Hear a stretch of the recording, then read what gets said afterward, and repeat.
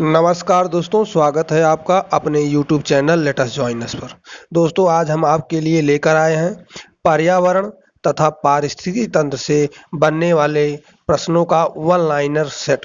तो दोस्तों, इसमें वन लाइनर सेट होगा और ये एग्जाम की दृष्टि से बहुत ही महत्वपूर्ण है, तो इसे अच्छे से तैयार कर लें। शुरू करने से पहले यही कहना चाहूँगा कि चैनल को सब्सक्राइब, लाइक, शेयर जरूर कर लें। तो शुरू करते हैं आज का वन लाइनर प्रश्न। खाद्य श्रृंखला में किसके द्वारा ऊर्जा अंतरण होता है? तो दोस्तों, खाद्य श्रृंखला में ऊर्जा का अंतरण एक जीव से दूसरे जीव में होता है। खाद्य श्रृंखला में सबसे निचला स्तर क्या है? दोस्तों, खाद्य श्रृंखला में सबसे निचला स्तर उत्पादक का है। वनस्पति विज्ञान की कौन सी शाखा पौधों का रूप आकार अध्ययन करती है? तो दोस्तों, पौधों के रूप आकार का अध्ययन पारिस्थितिकी विज्ञान में किया जाता है। भोपाल गैस कांड किसके रिसाव से संबंधित है? दोस्तों, भोपाल गैस कांड 1984 मेथिल आइसोसाइनेट के रिसाव से संबंधित है। पराध्वनिक जेट प्रदूषण पैदा करता है दो परत को पतला करके। पराध्वनिक जेट प्रदूषण परत को पतला करके प्रदूषण पैदा करता है। रेड डाटा बुक उन जातियों के बारे में जानकारी देती है जो संकटापन्न है। IUCN द्वारा जारी की जाती है सूची, जिसमें संकटापन्न जीवों को शामिल किया जाता है। एक कृत्रिम पारिस्थितिक तंत्र निरूपित किया जाता है जल जीवशाला द्वारा। जो आर्टिफिशियल पारिस्थितिकी तंत्र है उसका एक उदाहरण जल जीवशाला है। पृथ्वी का विशालतम पारिस्थितिक तंत्र दोस्तों बायोम है। बायोम का मतलब होता है जैव मंडल, यानी जल मंडल, स्थल मंडल और वायुमंडल के को मिला करके जो एक बायोस्फीयर बनता है उसको बायोम कहा जाता है। धुआं पैदा होने के क्या कारण है? धुआं पैदा होने के क्या कारण है? गैसों में ठोस का परिक्षेपण है।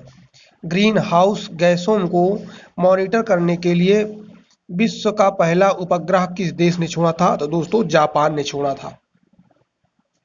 न्यूयॉर्क में एनर्जी ब्रूक हेवल नेशनल लेबोरेटरी के पास यूएस विभाग ने अंतरिक्ष का इतिहास पता समझने के लिए एक विशाल परमाणु स्पेसर का प्रयोग करने के लिए कितना तापमान पैदा किया गया? तो दोस्तों, 4 ट्रिलियन डिग्री सेल्सियस का तापमान पैदा किया गया। ओटेक का पूरा नाम क्या है? दोस्तों, इसका पूरा नाम है ocean thermal energy conversion. Automobile वाहनों द्वारा निष्कासित मुख्य नुकसानदेह गैस जिससे वायु प्रदूषण होता है, दोस्तों उसे कार्बन मोनोऑक्साइड कहते हैं। वायुमंडल में जिस ओजोन छिद्र का पता लगाया था वो दोस्तों अंटार्कटिका के ऊपर स्थित है। तापीय विद्युत केंद्र का प्रमुख गैसीय प्रदूषक दोस्तों सल्फर डाइऑक्साइड जिसे ESO2 कहते हैं। पृथ्वी शिखर सम्मेलन का आयोजन दोस्तों UNCED ने किया था। वायुमंडल में ओजोन परत के ह्रास के लिए कौन सा रासायनिक द्रव्य सबसे अधिक उत्तरदायी है?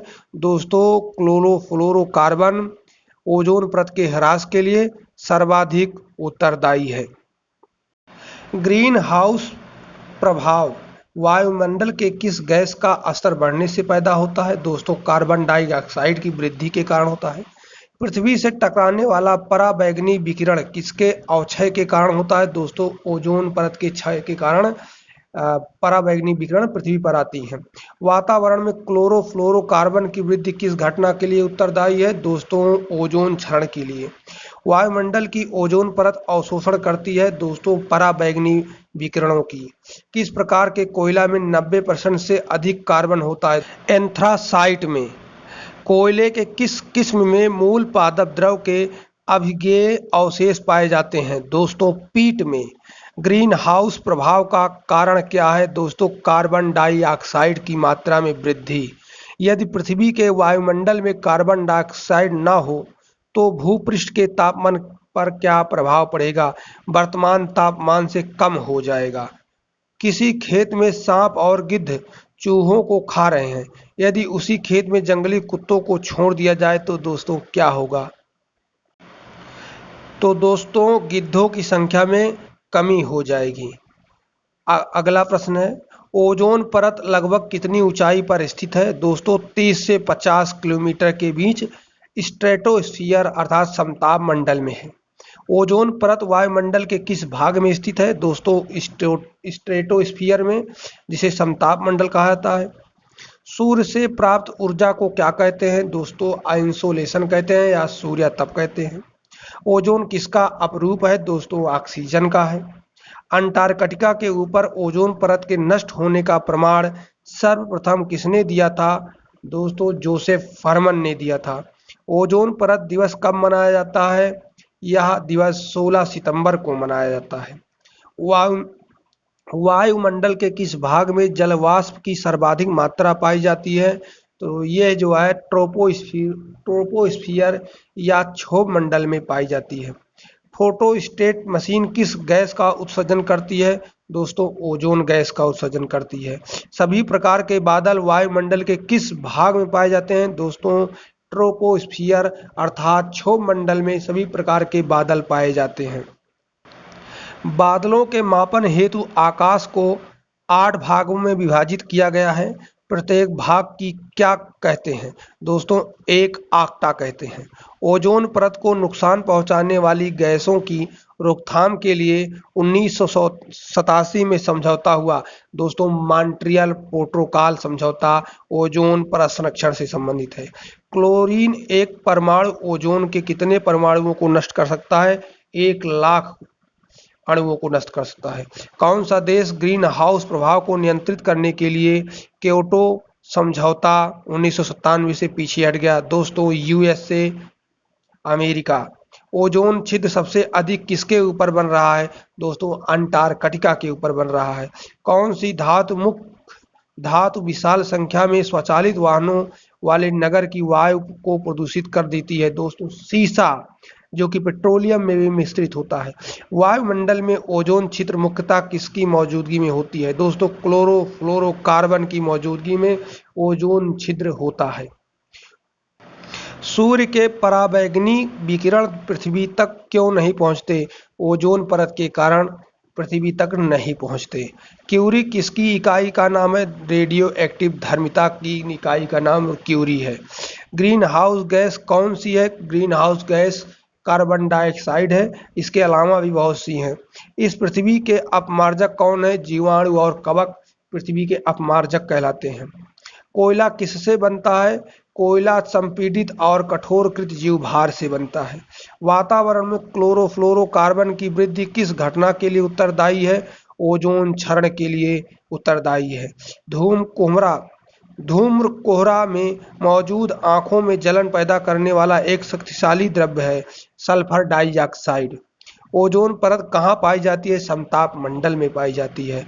पारिस्थितिक प्रणाली क्या होती है? जैव प्रणाली होती है। दोस्तों वह कौन सी गैस है जो पौधा घर प्रभाव के लिए मुख्यतः जिम्मेदार है? दोस्तों कार्बन डाइऑक्साइड। पौधा घर का मतलब है ग्रीन हाउस इफेक्ट। प्रकृति में पारिस्थितिक तंत्र में किस तत्व का प्रतिशत सबसे अधिक है? पारिस्थितिक तंत्र में नाइट्रोजन का सर्वाधिक प्रतिशत है। वनाच्छादन के कम होने का कारण बढ़ती हुई आबादी।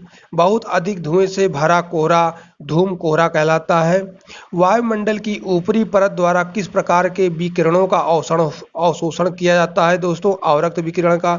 ओजोन परत के अवक्षय का मुख्य कारण क्लोरोफ्लोरोकार्बन है। दोस्तों ओजोन हमें किससे संरक्षण प्रदान करती है? दोस्तों पराबैंगनी विकिरण से। पारिस्थितिक तंत्र में नाइट्रोजन का परिसंचरण जीवाणु के द्वारा होता है। चंद्रग्रहण किस दिन हो सकता है? दोस्तों चंद्रग्रहण पूर्ण चंद्र यानी पूर्णिमा के दिन हो सकता है। शब्द जीवमंडल से आशय है पृथ्वी के गिर्द मृदा जल और वायु का छेद जो वनस्पति जात तथा प्राणी जाति का समर्थन करने में सक्षम है। जैव निम्नकरणीय अपशिष्ट की प्रायः किसकी मदद से उपयोगी पदार्थों में बदला जा सकता है? बैक्टीरिया की मदद से। कौन सी धातुएं पारिस्थितिकी में जैव आवर्धन समस्या में योगदान करती हैं? दोस्तों मरकरी। कौन सी ग्रीन हाउस गैस नहीं है? ईथेन। वर्मी कंपोस्ट को कंपोस्टिंग मिश्रण की अधिकतम साध्यता मात्रा है 65%। जल के उपचार में ओजोन की प्रक्रिया को कहते हैं विसंक्रमण। पेयजल में अवशिष्ट क्लोरीन की अनुमान सांद्रता 0.2 mg पर लीटर में है। अंतर्राष्ट्रीय प्रकृति संरक्षण संघ द्वारा प्रकाशित द रेड डाटा बुक में क्या उल्लेख किया गया है पादपों और पशुओं की संकटापन्न जातियों का? वे उत्पाद जिनके निस्तारण, उत्पादन एवं नष्ट करने के दौरान पर्यावरण पर प्रतिकूल प्रभाव न पड़े क्या कहलाते हैं? पर्यावरण मित्र उत्पाद कहलाते हैं। भूकंप तरंगें किसमें दर्ज की जाती हैं दोस्तों? सिस्मोग्राफ में दर्ज की जाती हैं। रेफ्रिजरेशन वह प्रक्रिया है जिसमें कीटाणुओं की वृद्धि दर घट जाती है। ठोस अपशिष्ट को निचले स्तर के क्षेत्र में फेंककर ऊपर मिट्टी डाल देने की क्रिया को ओपन डंपिंग कहा जाता है। इको मार्क चिन्ह किससे संबंधित है? पर्यावरण के लिए सुरक्षित वस्तुओं से संबंधित है दोस्तों। सौर ऊर्जा का सबसे बड़ा यौगिकी कारक कौन सा है? हरे पौधे हैं। आहार श्रृंखला में पादपों द्वारा प्रयुक्त सौर ऊर्जा कितनी होती है? केवल 0.1% ओजोन को क्षति पहुंचाने वाले गैस व उनके स्रोत। तो दोस्तों ये था आज का वन लाइनर प्रश्न। कैसा लगा कमेंट करके जरूर बताएं।